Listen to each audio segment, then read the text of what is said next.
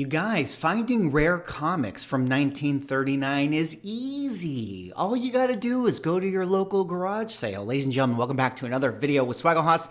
And in this one, we need to talk about the find of the year. The best comic book haul of 2024. First appearance of Batman, Detective Comics 27, found at a garage sale of all places.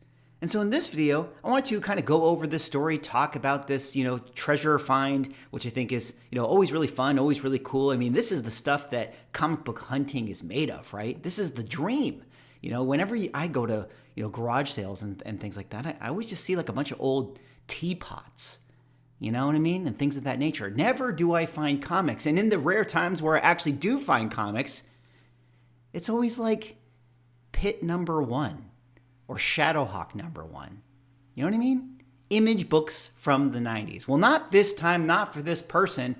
They found the true grail of grails. So in this video, I want to go over the story, talk about it, but really ask the question, what do we think that this person actually paid for the book? What should they have paid for the book? Well, in this video, I'm going to give you my thoughts. But before I get into it, if you guys could like, comment, subscribe, I appreciate it. Help support the channel, doing all those things. But let us get into this video here today. Now, this is off of the Instagram account from Heritage Comics Grader and Heritage Auctions, otherwise known as Heritage Comics. I guess Heritage Comics is the subset of Heritage Auctions. They shared this story that I'm going to read for you guys here today. First, I would like to thank Heritage Comics Roberts for a great weekend. Why? Because this little gem was dropped off by him at Torpedo Con. Second, I would like to say this would never happen to me. This Detective Comics 27 was found in a garage sale. Before you ask, no, I don't know how much, and no, Heritage did not buy it. That's right, a garage sale. Mind blown, mind blown, mind blown. I got nothing more than pure disbelief. Anyone out there find anything great at a garage sale? Don't dog on the grade. It came out of a garage sale. This will be a great starter copy for someone. And there you see it, guys. This is a story that I actually wanted to cover a couple weeks ago because this did actually happen before I went down to San Diego Comic-Con. But, of course, with all the events and festivities, this is one of those ones that got put on the back burner. But actually, this book just came back from CGC. And so it kind of felt like, oh, cool, I can sort of tell the entire story now. And now it turns out that it came back a 0.5 with the wrong back cover. Heritage Comics Grader says the garage sale Detective Comics 27 came back. Unfortunately, it had the wrong back cover, which we didn't know, and brittle pages, though I didn't think that they were that bad. So this will be a low-grade starter copy for someone. Still a really nice front cover considering the low grade. I am sure this copy will make someone super happy. So there you guys see it. I mean, to pull this book out of a garage sale, I mean, that is amazing. And you have to wonder, right? You have to wonder. I mean, here, like they said in the post, they don't know what this person paid for it. I'm assuming that the person that is, dropping this off to consign at Heritage is, the person that found it. And, they don't have to disclose, I'm sure, what they paid for it. But man, can you imagine that? I mean, what are we talking about here, guys? Was this like $5 in a box? Was it $10 in a box? Could it have been $100? What do we actually think that someone paid for this book? And what responsibility do you think that person actually owes the person selling it? I could hear a lot of different arguments in this case. On the one hand, it's like, hey man, if you sell your stuff, you got to know what you're selling. It takes, only a couple seconds to Google, Detective Comics 27 and realize that this is the first appearance of Batman. On the other hand, this is a clear example of ripping off grandma, and I say grandma in kind of a, hyperbolic sense. It's like, I don't know who actually was selling this, but like, this is the joke, right? It's like, got to rip off grandma. She doesn't know what she actually has here. And again, to some extent, it is her responsibility to actually know what it is that she's selling. I mean, and we can actually see underneath this stack. I don't know if this was, other books that were picked up at the garage sale, but, you see the crime banner right there. So that there was a bunch of other Golden Age books. So, who knows? Maybe there was other, key books in there. Certainly not to the level of a first appearance of Batman, but, it doesn't take long to sort of look up the comic book. So you have to sort of think that this person should have known what they were selling. But, I have a sneaking suspicion that the person who bought this at the garage sale did not pay what in theory would have been fair market value for an item of this nature. Now, it's really hard to determine what this book should actually sell for, knowing that it now came back at a 0.5 grade, which, this is one of those books that absolutely you gotta send this one into CGC. And it's actually a good thing that they did, because they were able to identify that it had the wrong back cover. I mean, this is the purest use of CGC right here to tell you exactly, what the book is. And so it's kind of hard to put a price on what this would be. I had to pull up and look at some of the recent sales. Obviously, this is a book that, last sale at the 4.5 was $675,000. Even the 3.0 was $600,000 before that. Some of the higher grade stuff, going for $1 million, a 7.0 was 1.5, a year ago. And I had to go over to GPA, and I found this one right here, a 0.5 no grade coverless. Now that's a coverless book that sold for $78,000 in April of 2022. So, maybe there's been some pullbacks in the market, even at these sort of, big boy book, the ultimate holy grails. Even these have had some of a pullback a little bit. But being that was $78,000 for a coverless copy, and this book right here actually does have the front cover, and honestly, not that bad a presenting front cover, all things considered, given what grade it actually is.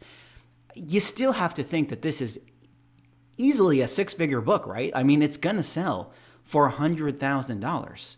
So going back to, what if you were in this situation?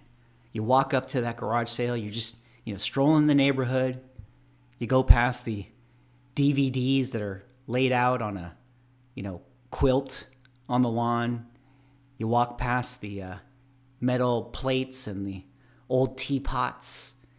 You go past the toaster oven that probably doesn't work anymore, and all of a sudden you see that brown box, down there with a little bit of newspaper print poking out of it.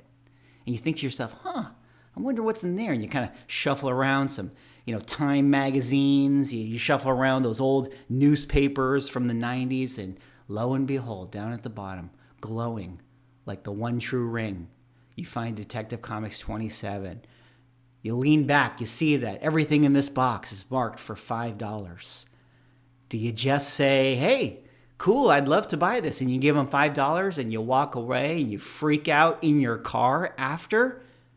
Or do you strike up a conversation and start to tell them, hey, I have to let you know what you actually have here. Now, I've talked to different people about this. I heard many different approaches. Some people say, hey, you should inform them what they have and maybe give them something more sizable. Given that this is a six-figure book, sizable is all relative, and I'm sure that even that could be an argument that we could have, in this video here today. $5,000, is that reasonable? It came back a 0.5 with a wrong back cover, so it's really hard to determine unless you go to the third party. Now, I did hear one interesting thing that someone told me. They said what you should do is just buy the book for whatever the asking price is, keep the poker face on, and then you go do the work, send it to Heritage, get it graded, do the sale, and then go back and give that person a percentage of what the sale is.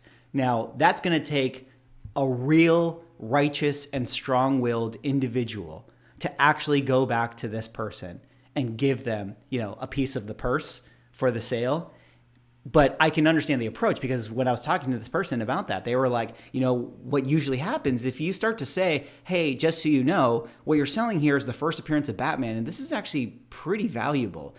All of a sudden, that seller, gets the dollar signs in their eyes, and then they say, oh, okay, well, and then they start to look it up, and then they see that Detective Comics 27 sold for $1 million.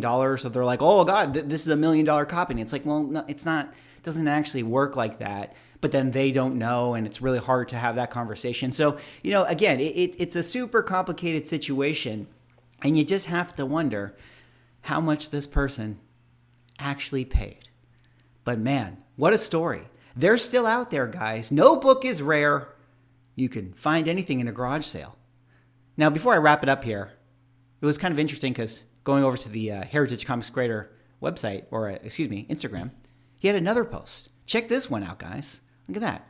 Thanks to Rick Akers for having me go pick up this amazing Captain America Comics #1. This is an original owner book and will help pay for the nursing home care of the owner. Life-changing money. No hobby I know can have an investment of 10 cents reward you with so much just for holding on to it, and it warms my heart that the money will help someone and make them more comfortable in life. I was shocked that the most expensive book in the collection is also the one that is in the nicest grade. This will go out to CGC to be pressed and graded. Look for it in November. For more of the story, go to Rick's Neat Stuff and read his full post. Look at that amazing Captain America Comics #1. Now, again, this is one that has to go to CGC to get graded, but it looks to be in pretty good condition. I mean, we're talking, at minimum 5.0 plus, right?